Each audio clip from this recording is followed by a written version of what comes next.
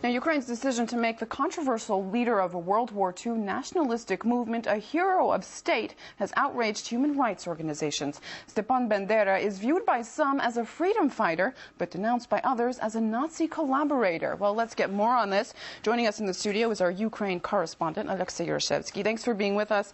Now, some people and organizations have voiced very serious discontent over President Yushchenko's move to give this title to a man who is, well, you explain to us, why is that? Well, first of all, let's just look at what this organization, the UPA movement, was. In the first place, it was got together, it was bundled together as a nationalist movement aimed to liberate Ukraine from the Nazi invasion back in the 1940s. But later, probably the movement understood that the Nazis were very strong in the west of Ukraine. Many divisions of the Nazi army was stationed in the west of Ukraine, and they actually turned sides. They joined the Nazi forces against Soviet troops who were trying to liberate the west of Ukraine from the Nazi invasion as well. The atrocities which the UPA movement was doing in the west of Ukraine are just unspeakable. They were just hanging people, they were killing the whole villages, burning them out simply because they had either Jewish people living in these villages or Polish Jews living in this village, and Russians as well. Obviously, what they did back then in the west of Ukraine was just unspeakable.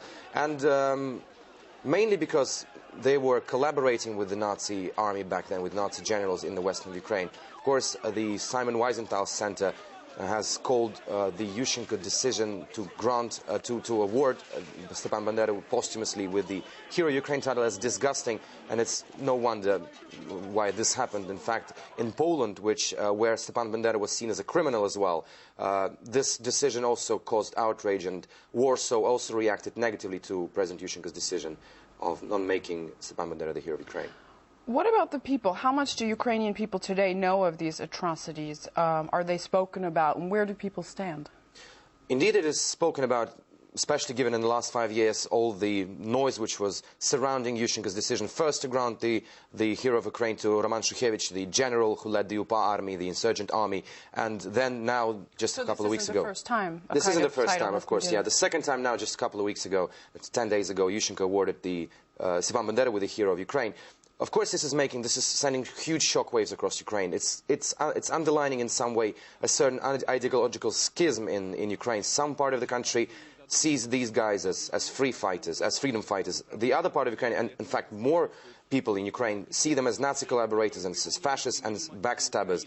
There was one really interesting incident which followed the decision by President Yushchenko, happened in the Crimean city of Sevastopol. A local deputy from the local city council went to a square in the center of the city and, in fact, burned his Ukrainian passport, saying that he did not want to belong to a country which glorifies Nazism. And this story is quite typical. It actually depicts the mood among a huge part of Ukrainian population towards what President Yushchenko has been doing in his 5 years of his presidency. Of course, we just saw pictures of that passport being burned. Let's talk about politics. The elections are coming up. President Yushchenko's popularity is certainly going down and down. How much and what are the political implications of this move?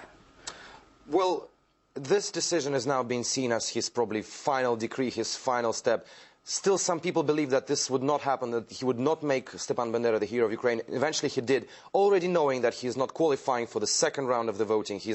I'd like to remind that he's got something like 5% of the votes in the first round, which automatically means he's failing out of the further fight. He won't be re-elected. And now the fight is on between Viktor Yanukovych, the opposition leader, and the current Prime Minister, Yulia Tymoshenko. And some people still think, those who see, of course, Stepan Bandera and his UPA army as Nazi collaborators, that should Viktor Yanukovych become the president of Ukraine, one of his first decrees would probably be denouncing this decree of President Yushchenko and, of course, removing the title of Hero of Ukraine from Stepan Bandera and General Roman Shukhevych. But of course, it is yet, we can only speculate for the time being, and we can just have to wait until February the 8th, which is in a week from now, and to see who will become Ukraine's new president and what steps he will make in this direction. And of course, we'll be sending you back to Kiev for that second round of those elections. Alexei Yaroshevsky in the studio with us. Thank you for that.